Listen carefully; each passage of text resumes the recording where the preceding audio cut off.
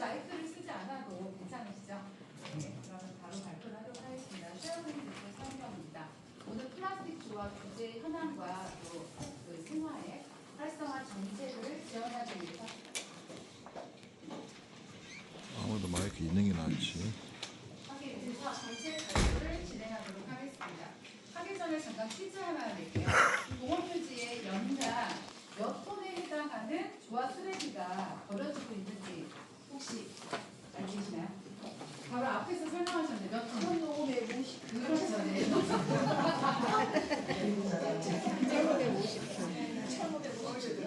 제가 앞에서 발표를 알려드립니다.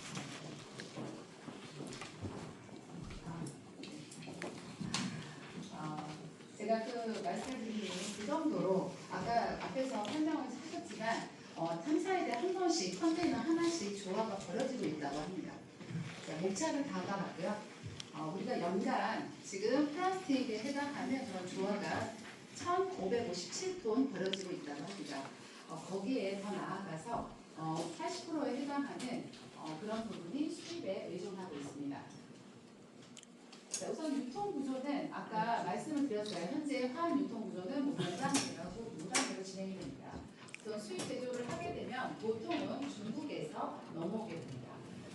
이렇게 하고 제가 안 보여서 죄송합니다. 여기서 좀 해볼까요? 같이 쓸까요? 네. 몇 쪽인가요?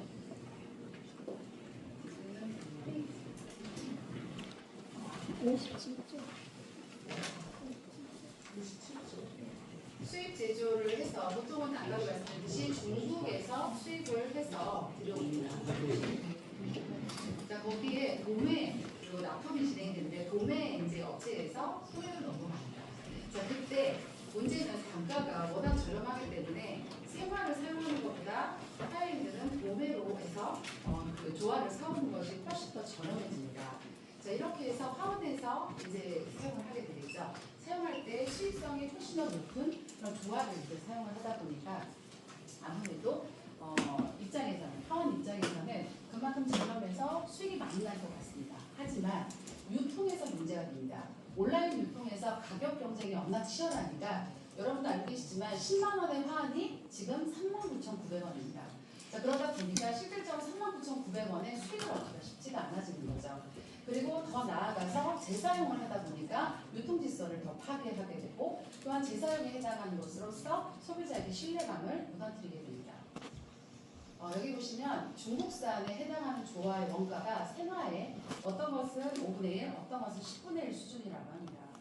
거기에 또 그 조화에 해당하는 것이다 보니까 재사용으로 신품으로 중갑되는 경우들이 많고요. 지금 폐업이 굉장히 심각한데요. 화원들이 폐업이 이런 가격 경쟁으로서 무너지고 있습니다. 제가 사용되는 어떤 그런 약품을 제가 판매하는 업체를 하고 있는데 제가 3년 전에 농가를 다녀왔을 때 화훼 농가가 꽤 많았거든요. 근데 지금 화훼 농가가 10개 중에 7개가 문을 닫는 농가가 많아요. 농가가 문을 닫아서 농가에서 재배되는 그런 어떠한 생화가 없어지면 당연히 그만큼 소매로 갔을 때 그 소매에 해당하는 부분에 있어서 단가가 올라가겠죠. 그래서 농가는 점점 줄어들고 그리고 소매에서는 더 비싼 걸로 생활을 사야 되는 그런 악순환이 진행이 되고 있습니다. 아까 앞에서도 플라스틱 조화의 유해 물질에 대한 얘기를 하셨는데요. 거기에 프탈레이트라는 것이 가장 문제가 됩니다. 이게 발암물질인데다가 거의 지금 1급 발암물질로 EU에서는 거의 규정으로 절대 쓰지 못하게 되어 있는 물질이 지금 들어오고 있습니다. 거기에 카드뮴, 납 같은 경우는 신경독제에 해당하는 것으로서 아이들에게 굉장히 치명적입니다. 이런 물질들이 플라스틱 조화에 많이 묻어져 나오고 있죠. 제가 저는 조화로 조경도 많이 꾸몄었던 업을 했었었는데 그때 저랑 거래했던 20년 전에 거래했던 분이 갑자기 폐업을 하셨어요. 2년 전에. 근데 나중에 알고 보니까 유방암으로 돌아가셨거든요. 제 생각에 꼭 그것 때문만의 연기성은 아니지만 분명한 건 그 업종에서 일을 한 것도 문제가 됐을 거란 생각이 듭니다. 어찌됐든 이런 유해성에 대한 것이 전혀 불러지지 않고 수입이 되고 있는 게 현실입니다. 자, 나름의 저희 현행 법들이 좀 존재합니다. 그래서 화훼산업법에 의하면 공공기관 등 화훼 이용 촉진 및 화훼 문화 지는 노력을 해라, 의무화를 해라라고 되어 있으나 실질적으로 의무는 주어지지 않고 노력을 하라고 되어 있어서 실질적으로는 그런 부분들이 어렵게 되고요. 제가 많이 사용했던 것 중에 하나가 재사용함에 대한 그런 표시 의무화를 진행을 했었습니다. 하지만 그것도 단속이나 이런 어떤 인원이 부족하다 보니까 실질적으로 실효성을 발휘하지 못하고 있습니다. 그리고 조화의 유해성, 아까도 말씀드렸지만 전혀 그거에 해당하는 수입을 할 때, 유통을 할 때 그것에 대해서 규정을 따로 하지 못해서 걸러지지 못하고 있습니다. 그리고 공공 그런 부분에서의 조화 제한도 지금 거의 감독이나 이런 것들을 진행하지 못하고 있는 입장입니다. 이번에 오세희 의원님께서 법안을 사실은 발의를 하셨죠. 그래서 지금 우리가 생화를 사용하는 것을 우선 고려하는 것을 의무화하자라는 법안과 그리고 저번에 말씀드렸던 독성화에 대한 안전 규제 관리 이런 것들을 통해서 소비자에게 그것을 안내하는 의무화를 시키자. 굉장히 좋은 그런 어떤 발의였고 이것을 빨리 조속하게 실행을 해서 앞으로도 더 많은 그런 화해에 해당하는 안전성을 확보해야 된다고 생각합니다. 제가 본 것 중에 한 가지가 그 김해에서 4개의 공동묘지에 플라스틱 조화 없는 협약을 맺었대요. 2025년부터 설 명절부터는 생화로 도입하는 캠페인을 진행한다고 하는데요. 이처럼 국가 나름대로 정책적으로 하려고 애를 쓰고는 계세요. 그리고 국립현충원, 대전 현충원 같은 경우는 아까도 버려져 있는 그런 조화 쓰레기가 굉장히 많이 나오는 것을 보셨는데 이런 심각한 폐기물의 문제를 알고 대안에 대한 것들을 검토하고 있다고 합니다. 그리고 한국화해자조금협회에서는 이런 그 8개 지역의 이런 조화 사용에 대한 것을 금전하자라는 것을 하고자 하는 것들을 지금 열심히 진행한다고 하지만 이게 다 법적인 어떤 근거 마련이 됐을 때 더 유효하거든요. 이런 것들에 해당하는 것들이 지금 많이 됩니다.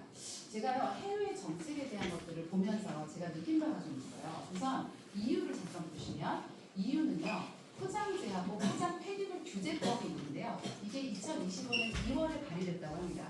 이게 뭐냐면요.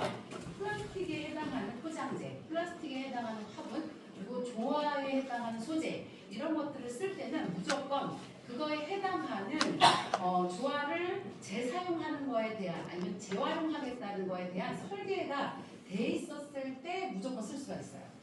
역으로 말하면 그거에 해당하는 이 제품에 해당하는 것이 나중에 재활용을 할 수 없으면 쓸 수가 없게 되는 거죠.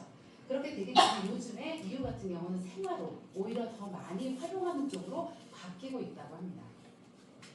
영국을 좀 잠깐 보도록 할 건데요. 영국은 정말 영국이더라고요. 제가 느낀 게 여기는 100% 생화를 사용해야 된다고 합니다. 그리고 자연 소재를 이용해야 되고 무조건 그것이 퇴비화되어야지만 가능하다고 해요. 그래서 우리가 말하는 플로랄폼이라든지 단순한 어떤 포장재 플라스틱은 전혀 사용할 수가 없도록 규제되어 있다고 합니다. 싱가포르도 되게 재밌더라고요. 싱가포르는 화환에다 LED를 설치를 한대요. 그래서 LED를 번쩍번쩍 하고서 켜놓는데 그것 때문에 야간에도 계속 그걸 켜놓다 보니까 굉장히 문제가 된다고 해서 국가적으로 정책상 10개 이상은 들어가지 못해요. 10개 이상으로 제한을 했고 야간에 10시부터 7시까지는 그 불을 못 켜게 돼 있다고 합니다. 그리고 높이 또한 제한을 해서 과잉 경쟁이나 안전 문제 그리고 공해 이런 것들에 대한 민원을 규제하는 법규를 아예 제정해서 하고 있다고 합니다.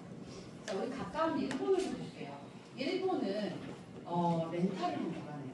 그래서 렌탈을 해서 조화를 하는 렌탈을 하고 사용 후에는 회수해서 다시 재사용하는 방법을 하다 보니까 보통 조의금의 문화가 더 발달됐다고 합니다.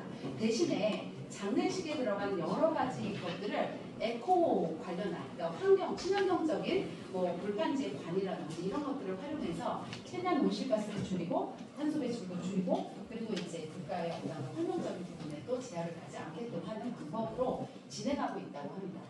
이렇게 여러 나라 선진국들은 이렇게 법제화를 시켜서 다양한 그런 조화들을 사용하지 않는 플라스틱에 해당하는 것들을 사용하지 않는 쪽으로 가고 있는데요. 우리나라도 작년이죠. 2025년에 일회용을 이제 장례식장에 일회용의 그런 일회용품을 사용하는 것을 금지하였습니다. 그래서 폐기물의 감소를 많이 도움을 주는 그런 정책들을 하고 있습니다. 그래서 이게 장례 정책에 해당하는 것들이 이제 많이 이제 좋아지고 그리고 바뀌어지고 있는 상황입니다. 내용입니다. 제가 마지막으로 정책 제언에 해당하는 걸 좀 정리를 해보았는데요. 우선 그 의원님께서 오세훈 의원님께서 발의했던 그런 두 가지에 해당하는 그런 어떤 발의 문건들이 빨리빨리 조속히 통과가 되어서 생활을 사용할 수 있는 것에 대해서 의무화가 되면서 더 나아가서 확장되는 이런 플라스틱에 해당하는 부분도 해결이 될 수 있게끔 되어야 될 것 같고요. 제일 중요한 거는 안전의 문제입니다. 플라스틱 조화 자체가 아까도 얘기했던 그 유해물질, 이런 유해물질들이 검출이 되는데도 불구하고 검사가 전혀 되지 않고 있거든요. 그래서 이런 부분에 해당하는 것들에 대한 규정을 빨리 하여서 될 수 있으면 수익 손질을 할 수 있는 방향으로 갈 수 있게 만들어야 된다고 봅니다. 그리고 제일 중요한 건 우리 구안을 많이 활용하는 것 중에 하나가 추모잖아요. 그래서 이런 공원이라든지 국립공원, 국립묘지 아니면 국립공원, 묘지, 묘원 이런 것들 이런 곳에서 많이 활용을 하시는데 이런 데에서 이런 어떤 규제들을 좀 그러니까 조화 대신에 생활을 사용할 수 있는 규제를 좀 더 해주면 훨씬 더 이런 부분 정책에 도움이 될 것 같습니다. 그다음에 그 소비자들에게도 뭔가 좀 인센티브를 주면 좋을 것 같습니다. 그래서 화환을 뭐 생활을 한다고 했을 때 요즘에는 탄소 배출에 해당하는 것도 많이 이렇게 활용을 하잖아요. 탄소 배출에 해당하는 부분을 저감시킨 거에 대한 인센티브를 준다든지. 그래서 최대한 이렇게 소비자들이 그거에 해당해서 환경적으로의 어떤 그런 공간들을 형성하고 그것을 통해서 그런 세제들을 받을 수 있는 뭐 이런 부분에 해당하는 제도도 도입하면 좋을 것 같습니다. 앞에서 저희 발표를 하셨던 우리 주장님과 또 저도 같은 의미인데요. 문제는 되게 명확해요. 많이 버려지고 있는 그 플라스틱 폐기물들이 계속적으로 오염물질을 쌓고 있고요. 또한 발암물질이 있다는 건 분명히 명확하게 나온 사실입니다. 그리고 하얀도가 무너지고 있는 게 가장 큰 특징이에요. 그래서 이런 부분들에 해당하는 문제는 정확하기 때문에 그리고 세계는 움직여서 이미 세계에서는 다양한 어떤 방법으로 규제를 하고 있습니다. 그래서 우리 한국도 이런 거에 해당하는 것을 장난쳐서 이런 화해산업에 대한 개정과 함께 협회도 같이 그리고 협회에 해당하는 그런 이런 정책들을 자꾸 발휘함으로써 그것을 통해서 이런 부분들이 계속 개선이 되어야 된다고 생각합니다. 아름다운 홍보나는요 이걸 지킴으로써 할 수 있는 것은 환경을 지키는 것과 같습니다. 그래서 환경에 해당하는 부분까지 같이 아울러서 가야 된다고 생각합니다. 자, 이것으로 발표를 마치도록 하겠습니다. 감사합니다. 네.